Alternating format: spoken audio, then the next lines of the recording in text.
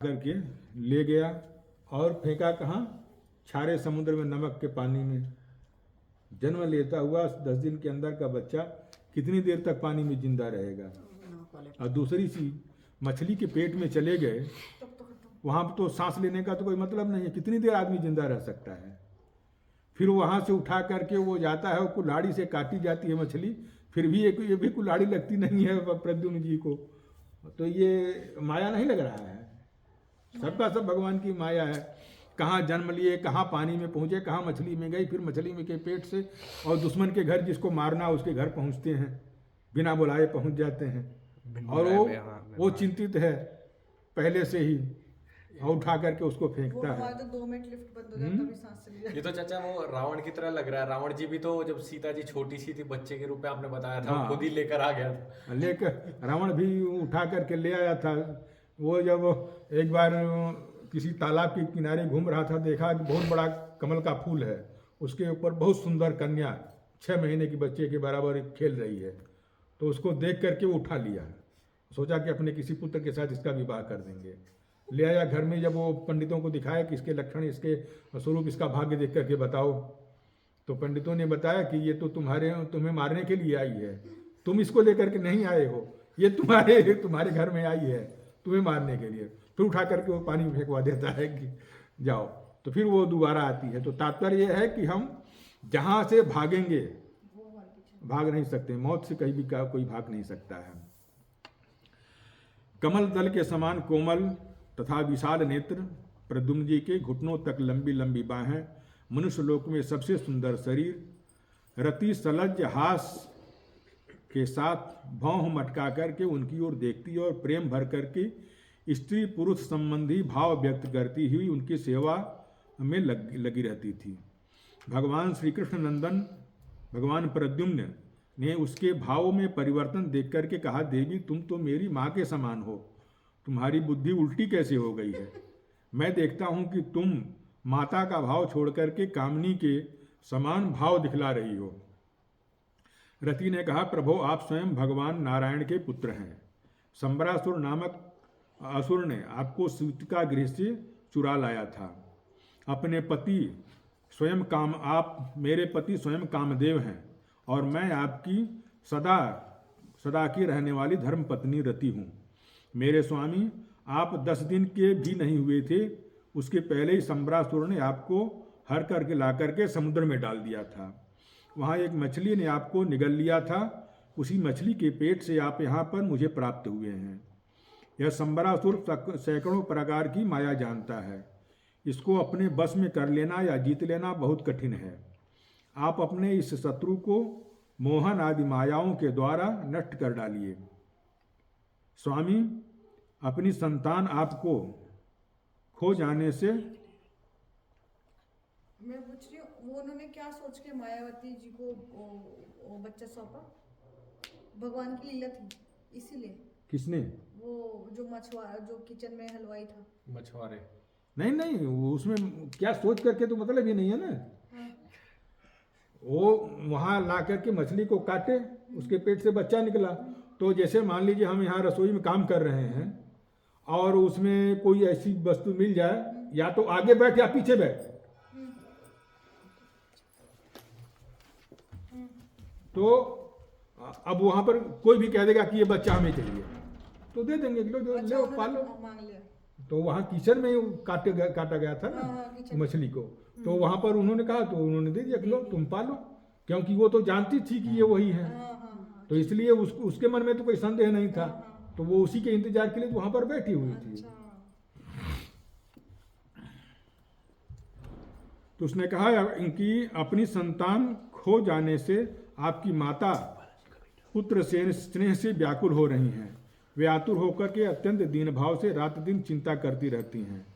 उनकी ठीक वैसे ही दशा हो रही है जैसी बच्चा के खो जाने पर कुररी पक्षी अथवा बछड़ा खो जाने पर बेचारी गाय की होती है। रुक्मिणी जी की बात कर रहे हैं। रुक्मिणी जी की बात कर रहे हैं। हाँ, रुक्मिणी जी परेशान हो रहे हैं, स्वाभाविक उनका बच्चा खो गया था। मायावती रति ने इस प्रकार से जब कह करके परम शक्तिशाली प्रद्युम्न जी को अपनी महामाया नाम की विद्या सिखाई। वो मायावती खुद ही जिस माया से वो संबरासुर परास्त होने वाला था, वही माया उसने खुद सीखा था पहले, फिर वही माया उसने प्रद्युम्न जी को सिखाया। यह विद्या ऐसी है जो सब प्रकार की मायाओं का नाश कर देती थी, क्योंकि संबरासुर बहुत बड़ा मायावी था, तो उसकी माया को नाश करने के लिए ये मायाओं का जो महामाया नाम की विद्या थी वो जरूरी था, तो उसके द्वारा उसका नाश होने वाला था। अब प्रद्युम्न जी संबरासुर के पास जाकर के उस पर बड़े कटु आक्षेप करने लगे। वे चाहते थे कि यह किसी प्रकार झगड़ा कर बैठे। इतना ही नहीं, उन्होंने उसे स्पष्ट रूप से युद्ध के लिए ललकारा। प्रद्युम्न जी ने प्रद्युम्न जी के कटु वचनों से चोट खा करके संबरासुर तिलमिला उठा, मानो किसी ने विषैले सांप को पैर से ठोकर मार दी हो। उसको पता नहीं था कि जिस बच्चे को मैंने फेंका था वही बच्चा यहाँ पर आया हुआ है। वो अगर जानता तो लड़ाई करता ही नहीं, वो नहीं जानता था। उसकी आंखें क्रोध से लाल हो गई। वह हाथ में गदा लेकर के बाहर निकल आया। उसने अपनी गदा बड़े जोर से आकाश में घुमा करके भगवान प्रद्युम्न जी के ऊपर चला दिया। गदा चलाते ही उसने इतना कर्कश सिंहनाद किया कि मानो बिजली कड़क रही हो। भगवान प्रद्युम्न ने देखा कि उसकी गदा बड़े वेग से मेरी ओर आ रही है। तब उन्होंने अपनी गदा के प्रहार से उसकी गदा को गिरा दिया और क्रोध में भर करके अपनी गदा उस पर चलाई। तब वह दैत्य मयासुर की बतलाई हुई आसुरी माया का आश्रय लेकर के आकाश में उड़ गया और वहीं से प्रद्युम्न जी के ऊपर अस्त्र शस्त्रों की वर्षा करने लगा। महारथी प्रद्युम्न जी पर बहुत सी अस्त्र वर्षा करके जब वह उन्हें पीड़ित करने लगा, तब उन्होंने समस्त मायाओं को शांत करने वाली सत्यमयी महाविद्या का प्रयोग किया, वही जो उसकी अपनी रति ने सिखाया था महाविद्या।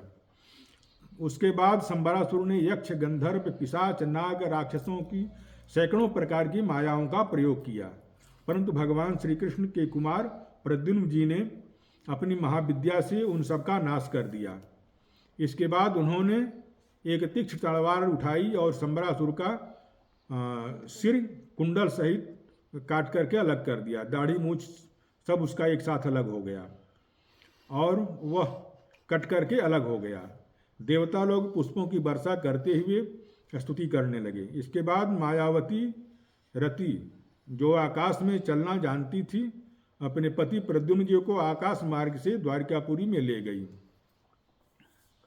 अच्छा, मतलब आकाश में चलना जानती थी वो मायावती एक तो देवी थी और वैसे भी माया जानती थी, तो कुछ भी कर सकती थी। अच्छा, लेकिन आकाश मार्ग से द्वारकापुरी मतलब ऊपर से फिर नीचे उतरी ना। हाँ, जैसे यहाँ से उड़ करके वो आपके घर पहुँच जाए तो हाँ सुपरमैन, या जैसे पक्षी वगैरह उड़ते हैं, तो मायावती थी। इतना ही नहीं, अनिरुद्ध जाय का भी हरण हुआ था। उनका भी, हाँ, उनका भी आगे उनकी भी कथा आएगी। सुखदेव जी कहते हैं कि आकाश में अपनी गोरी पत्नी के साथ सांवले प्रद्युम्न जी ऐसे शोभा हो रहे थे मानो बिजली और मेघ एक साथ जुड़ गए हों। काले काले बादल और गोरी मायावती गोरे रंग की थी, तो बिजली लिपटी हुई हो आकाश में। नीचे वाले लोग देख रहे होंगे बारिश आने वाली। हाँ, और मेघ का जोड़ा हो। इस प्रकार से उन्होंने भगवान के उस उत्तम अंतःपुर में प्रवेश किया जिसमें सैकड़ों श्रेष्ठ रमणियां निवास करती थी। मतलब उसी घर में पहुंचे जहां पर उनकी माता रुक्मिणी जी रह रही थी। अंतःपुर की नारियों ने देखा कि प्रद्युम्न जी का शरीर वर्षाकालीन मेघ के समान सांवले रंग का है। रेशमी पीताम्बर धारण किए हुए, घुटने तक लंबी लंबी बाहें, रत्नारे नेत्र और सुंदर मुख पर मंद मंद मुस्कान, अनूठी सुंदर छटा है।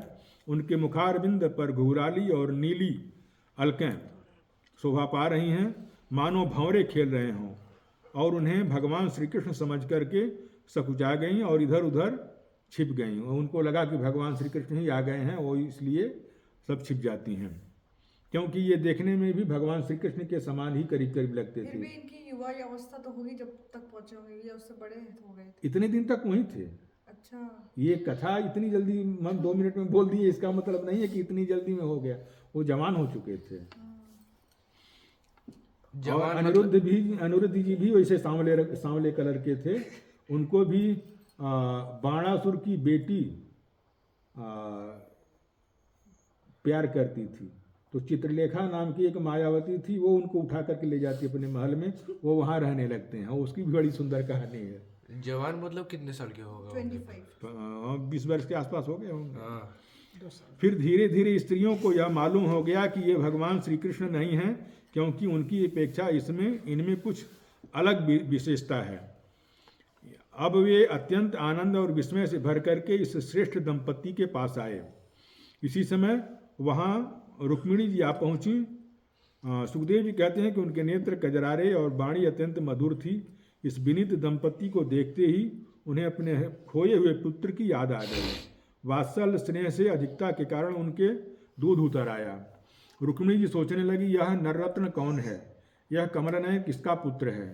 किस बड़भागिनी ने इसने अपने घर में धारण किया होगा? इसे कौन सौभाग्यवती पत्नी के रूप में प्राप्त हुई है? मेरा भी एक नन्हा सा बालक था जो खो गया था, न जाने कौन उसे सूतिका गृह से उठा ले गया था। यदि वह कहीं जीता जागता होता तो उसकी अवस्था तथा रूप ही इसी समान होता। मतलब ये जो रूप है वो अब आज इस जैसे हम किसी बच्चे को देखते हैं कि 10-20 साल के बाद तो ये हमारा बेटा होता तो इतना ही बड़ा आज हुआ होता। चाचा लेकिन ये सब चीजें श्री कृष्ण भगवान को तो पता ही होंगी ना? हाँ, उन्होंने इनको नहीं बताया। भगवान कहीं भी किसी भी जो खेल हो रहा है उसमें वो हस्तक्षेप नहीं करते थे। जो होना है वो होना है वो होगा। वो महाभारत युद्ध को चाहते तो उनको सब कुछ पता था, लेकिन वहाँ कहाँ कुछ किए। वो तो जो हो रहा है बस होने दो। अभिमन्यु को बचा नहीं लेते, आराम से बचा सकते थे, लेकिन नहीं बचाए। जो जिसका जन्म, भगवान किसी के कर्म क्षेत्र में हस्तक्षेप नहीं करते हैं, भले उनका कितना ही प्यारा भक्त हो। उसको जब जन्म लेना है जब उसी समय जन्म लेना, जब उसको शरीर छोड़ना है उसी समय वो शरीर छोड़ेगा। ज़्यादा से ज़्यादा वो दर्शन दे सकते हैं, लेकिन किसी के कर्म के क्षेत्र में। लेकिन ये भी तो लक्ष्मी माता का वो है ना, तो क्या रुक्मणी जी भी? हाँ, तो इनको भी कोई आइडिया नहीं है? सब कुछ पता है। ये भगवान की लीला है, भगवान का चरित्र है। अगर वो सब दिखनाने लगे तो उनको वो बच्चा हर करके ही कैसे ले जाता है? उनको नहीं पता था कि वो हम बच्चा हर करके ले जा रहा है। साफ कैसे होता? हाँ। फिर भगवान शंकर जी का वरदान का क्या होता है? सब कुछ देखना पड़ता है ना, बैलेंस कभी तो। हो न हो यह बालक वही है जिसे मैंने अपने घर में धारण किया था, क्योंकि स्वभाव से ही मेरा स्नेह इसके प्रति उमड़ रहा है और मेरी बाईं बाह भी फड़क रही है। जिसमें रुक्मिणी जी इस प्रकार से सोच विचार कर रही थीं, निश्चय और संदेह के झूले में झूल रही थीं, उसी समय पवित्र कीर्ति भगवान श्री कृष्ण अपने माता पिता देवकी और वसुदेव के साथ वहाँ पर आ गए। उनको पता आ गया हमारा बेटा। भगवान श्री कृष्ण सब कुछ जानते थे, परंतु वे कुछ न बोले, चुपचाप खड़े रहे। इतने में ही नारद जी वहाँ पर आ पहुँचे और उन्होंने प्रद्युम्न जी को संबरासुर का हर ले जाना और समुद्र में फेंकना आदि जितनी भी घटनाएं हुई थी वो सब का सब नारद जी ने बता दिया। नारद जी के द्वारा यह महान आश्चर्यमयी घटना सुनकर के भगवान श्री कृष्ण के अंतःपुर की स्त्रियां चकित हो गईं और बहुत वर्षों तक खोए रहने के बाद लौटे हुए प्रद्युम्न जी को इस प्रकार से अभिनंदन करने लगी, मानो मर करके फिर से जी उठे हों, जिंदा हो गए हों। देवकी, वसुदेव जी, भगवान श्री कृष्ण, बलराम जी, रुक्मिणी और स्त्रियां सब उस नव दंपति को हृदय से लगा करके बहुत ही आनंदित हुए। जब द्वारिका पापा नारद जी को वो ये श्राप मिला था कि 1.5 पहर सिर्फ रुक सकते हैं कहीं ना? हाँ, एक घड़ी। हाँ, एक घड़ी। हाँ, वो एक घंटा। एक घंटा कहीं रह सकते हैं, मतलब 3 घड़ी। तो वो नारद जी को 1 घंटा सिर्फ रह सकते हैं और एक ही घंटे में सब कुछ बिगाड़ के अपने भाग लेते हैं। बनाते भी थे, बिगाड़ते भी थे। हाँ। वो जो चाहते थे वही होता था। जब द्वारिकावासी नर नारियों को यह मालूम हुआ कि खोए हुए भगवान प्रद्युम्न जी लौट आए हैं, तब ये परस्पर कहने लगे, यहो कैसे सौभाग्य की बात है कि यह बालक मानो मर करके फिर से लौट आया है। प्रद्युम्न जी का रूप रंग भगवान श्री कृष्ण से इतना मिलता जुलता था कि उन्हें देख करके उनकी माताएं भी उन्हें अपना पतिदेव श्री कृष्ण समझ करके मधुर भाव में मग्न हो जाती थी और उनके सामने से हट करके एकांत में चली जाती थीं। श्री निकेतन भगवान श्री कृष्ण के प्रतिबिंब स्वरूप कामा अवतार भगवान प्रद्युम्न जी के दिख जाने पर ऐसा होना कोई आश्चर्य की बात नहीं थी। फिर उन्हें देख करके दूसरी स्त्रियों की विचित्र दशा हो जाती थी, इसमें तो कहना ही क्या था। अब यहाँ दूसरे विवाह की कथा बतला रहे हैं, जामवंती के विवाह की कथा। जामवंती ने समंतक मणि, जामवंती और सत्यभामा दो पत्नियों का विवाह बतला रहे हैं। सुखदेव जी कहते हैं, परीक्षित, सत्राजित ने भगवान श्री कृष्ण को झूठा कलंक लगाया। ये कथा ऐसी है कि अगर भादो मास के गणेश चतुर्थी जो होती है उस दिन वाले चंद्रमा को कोई देख लेता है तो उसको दोष लगता है। उस दिन ये कथा सुननी चाहिए तो वो दोष मिट जाता है, क्योंकि ये उसी की कथा से मिलता जुलता है। सत्राजित ने भगवान श्री कृष्ण को झूठा कलंक लगाया था। फिर उस अपराध का मार्जन करने के लिए स्वयं समंतक मणि सहित अपनी कन्या सत्यभामा श्री कृष्ण को सौंप दिया था। भगवान को दोष लगा दिया था, फिर वो शर्मिंदा होगा कि मैंने झूठा लगाया था। तो जब वो समंतक मणि उसको मिल जाती है तो लिया करके अपनी कन्या, वो मतलब उस दोष के लिए मतलब हाँ इस प्रकार से मतलब शर्मिंदा हुआ था, इसलिए वो अपना एक भाव प्रकट करने के लिए अपनी बेटी उनके साथ विवाह देता है। राजा परीक्षित पूछते हैं कि भगवान सत्राजित ने भगवान श्री कृष्ण का क्या अपराध किया था, उसने समंतक मणि कहाँ से उसे मिली थी और वह अपनी कन्या उन्हें क्यों दे दी। सुखदेव जी कहते हैं कि सत्राजित भगवान सूर्य का बहुत बड़ा भक्त था। वे उसकी भक्ति से, भगवान श्री कृष्ण उसकी भक्ति से प्रसन्न होकर के उसे उसके बड़े मित्र बन गए थे सत्राजित का। और भगवान सूर्य ने प्रसन्न होकर के बड़े प्रेम से उसे समंतक मणि प्रदान किया था, उसको दिया था। यह समंतक मणि कहा जाता है कि वही है जिसको कोहिनूर हीरा कहा जाता है। वो जिसके पास भी रहता था वो मारा जाता था, इसकी विशेषता यही थी। लेकिन इसके 8 भर सोना इस मणि से निकलता था प्रतिदिन। इसकी बहुत बड़ी कथा इसमें बताएंगे। सोना उस मणि से निकलता था। सत्राजित उस मणि को लेकर के गले में धारण करके चमकने लगा, ऐसा मानो वह सूर्य के समान, वो पहन लेने पर सूर्य के समान वो चमकता था। जब सत्राजित द्वारिका में आया तब अत्यंत तेजस्विता के कारण लोग उसे पहचान न सके। दूर से ही उसे देख करके लोगों की आंखें चौंधिया जाती थीं। लोगों ने समझा कि कदाचित स्वयं भगवान सूर्य ही आ रहे हैं। उन लोगों ने भगवान के पास आकर के उन्हें इस बात की सूचना दी और उस समय भगवान श्री कृष्ण चौसर खेल रहे थे। लोगों ने कहा, शंख चक्र गदाधारी नारायण कमलनयन दामोदर यदुवंश शिरोमणि गोविंद, आपको नमस्कार है। हे जगदीश्वर, देखिए अपनी चमकीली किरणों से लोगों के नेत्रों को चौंधियाते हुए प्रचंड रश्मि से भगवान सूर्य आपका दर्शन करने के लिए आ रहे हैं। प्रभु, सभी श्रेष्ठ देवता तीनों लोकों में भी आपकी प्राप्ति का मार्ग ढूंढते रहते हैं किंतु उसे पाते नहीं हैं। आज आपको यदुवंश में छिपा हुआ जानकर के स्वयं भगवान सूर्य आपका दर्शन करने के लिए आ रहे हैं। सुखदेव जी कहते हैं कि अनजान पुरुषों की बात यह सुनकर के भगवान श्री कृष्ण हंसने लगे और उन्होंने कहा कि अरे नहीं, ये सूर्य देव नहीं है, ये तो सत्राजित है जो मणि के कारण इतना चमक रहा है। इसके बाद सत्राजित अपने समृद्ध घर में चला गया और घर में उसके शुभागमन के उपलक्ष्य में मंगल उत्सव मनाया जाने लगा। उसने ब्राह्मणों के द्वारा समंतक मणि को एक मंदिर में स्थापित करा दिया। मणि पहन लेने पर, जैसे ये लाइट जल रही, इसके पीछे का हिस्सा नहीं दिखाई दे रहा ना, साइड वाला, उसी तरह से मणि अगर कोई पहन लेता था तो वो दिखलाइया नहीं देता था। इतना प्रकाश उसका होता था, उसके पीछे क्या है वो दिखलाई नहीं देता था, लगता था कि ये कोई भगवान या देवता है। सुखदेव जी कहते हैं कि मणि प्रतिदिन 8 भार सोना दिया करती थी। 8 भार मतलब प्रतिदिन 8 भर सोना, 10 ग्राम मतलब 800 ग्राम करीब करीब। और वहाँ वह पूजित, 1 किलो प्रति, इसका माप भी बतलाते हैं। 4 व्रीहि धान, 1 गुंजा, 5 गुंजा का 8 पर्ण का धरण और 8 धारण का 1 कर्ष, 4 कर्ष का 100 पल का 1 तुला, 20 पल का एक भार कहलाता है। ओहो, 20 भर का एक तोला। हाँ, 20 तोला का एक भार होता है। हाँ, तो 1 तोला बराबर 10 ग्राम होता है।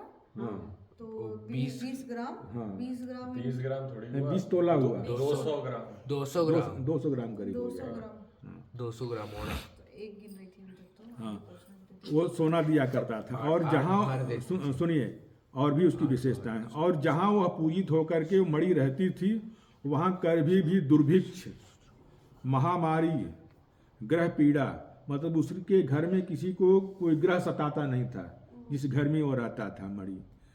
और महामारी जैसी बीमारी उस गांव में, उस घर में नहीं आती थी। कभी भी दुर्भिक्ष मतलब सूखा नहीं पड़ेगा उस जगह पर। सर्प का भय उस स्थान पर नहीं होगा। किसी भी प्रकार का मानसिक रोग वहाँ पर किसी को कोई चिंता वगैरह नहीं होगी। शारीरिक की कोई भी पीड़ा उसको नहीं होगी उस घर में। मायावियों का उपद्रव, किसी भी कोई भी बड़ा से बड़ा मायावी होगा वो वहाँ पर कुछ भी कर नहीं पाएगा, कोई उसका अनिष्ट नहीं कर पाएगा। इस प्रकार से कोई भी अशुभ वहाँ पर नहीं होता है जहाँ पर वो मणि होती है। एक बार भगवान श्री कृष्ण ने प्रसंग बस कहा, सत्यराजीत तुम अपनी मणि राजा उग्रसेन को दे दो। परंतु वह इतना अर्थलोलुप था, मतलब क्योंकि रोज सोना निकलता था उससे, तो वो लोग उसमें वो फंस गया था। कहते तो हैं लोग कि कोहनूर वही है, लेकिन वो कई टुकड़े हो गया। एक आध छोटा बड़ा टुकड़ा होगा, उसको तोड़ दिया गया था ना कई टुकड़े में। अभी अंग्रेज के पास है। लोभी था कि भगवान की आज्ञा का भी उल्लंघन कर दिया।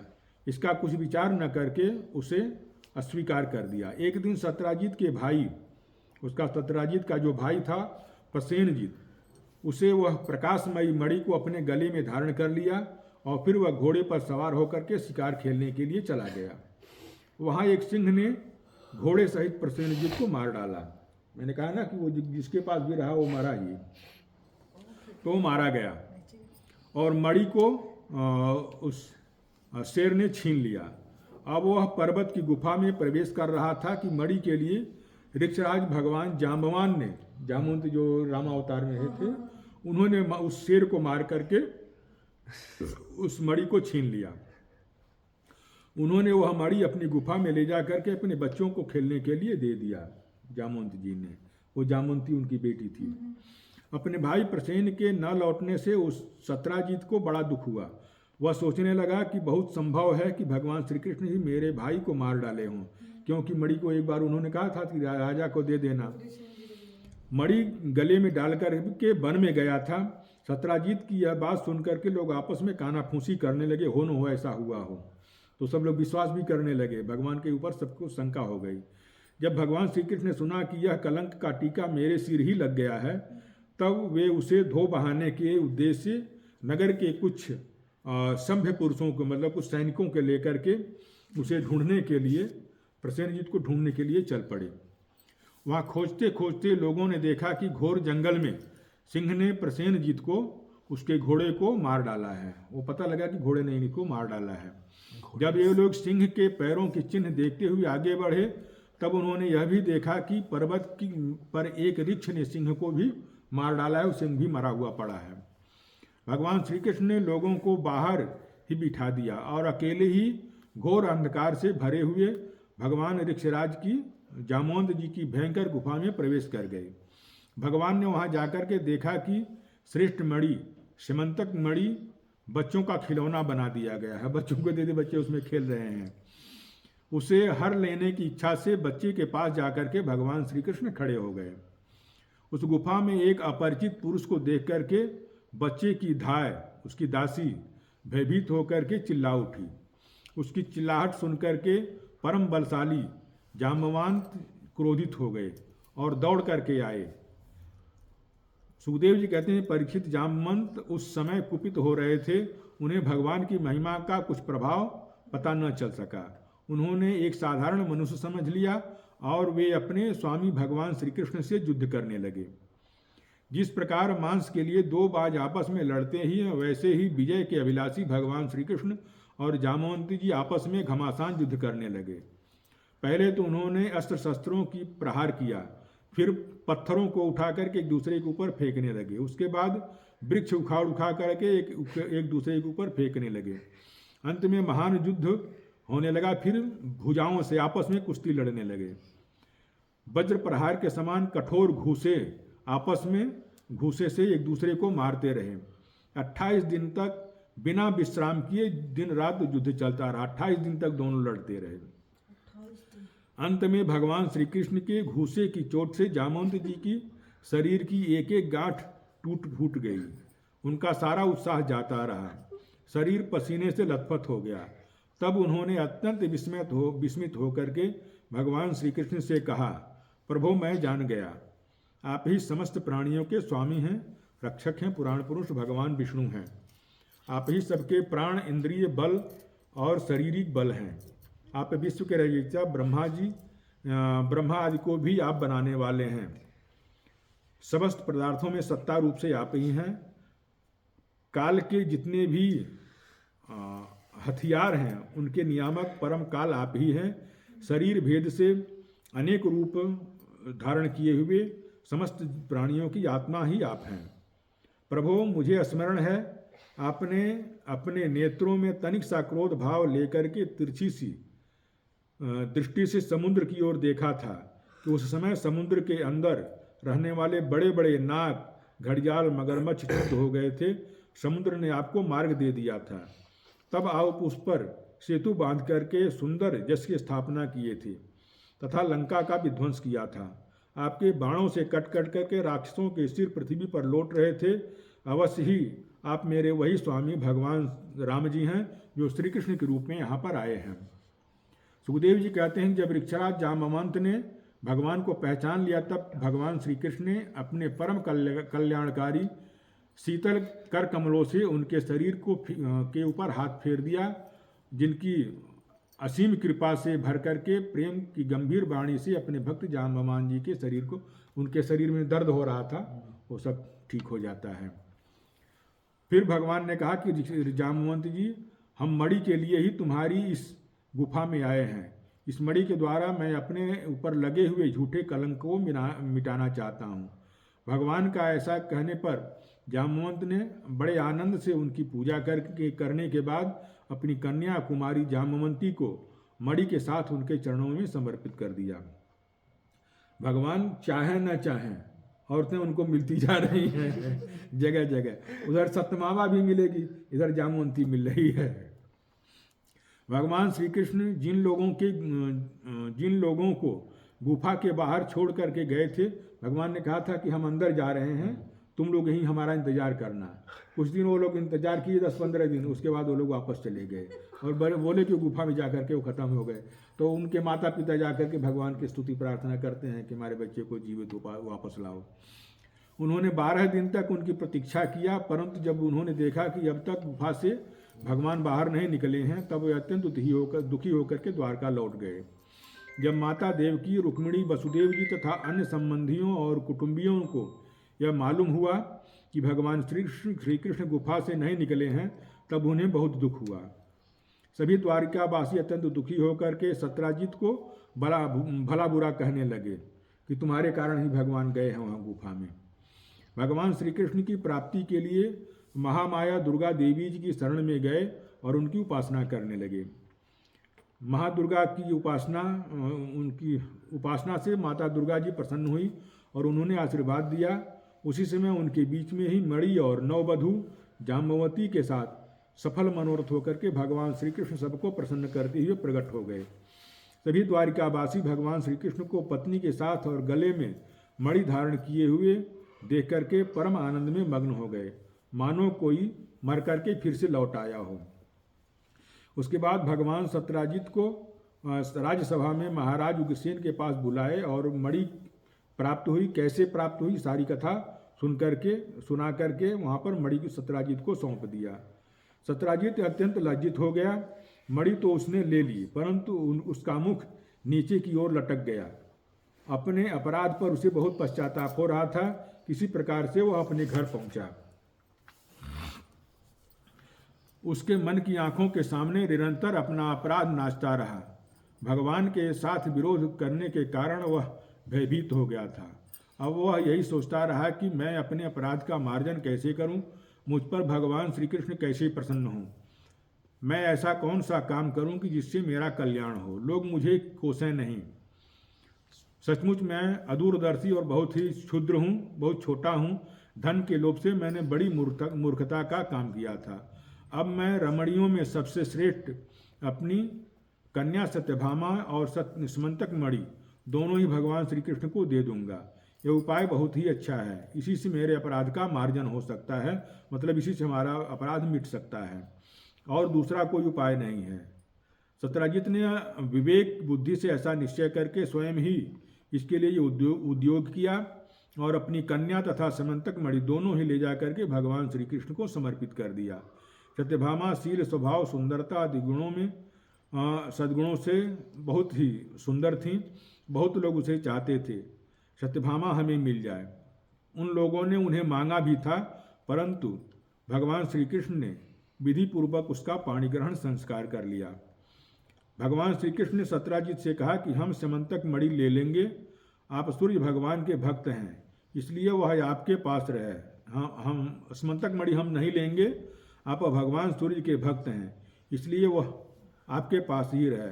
हमें तो केवल उससे निकलने वाला जो सोना है वो दे दिया करना, जो रोजाना सोना निकलता है वो हमें दे देना, मणि तुम अपने पास रखो। और उस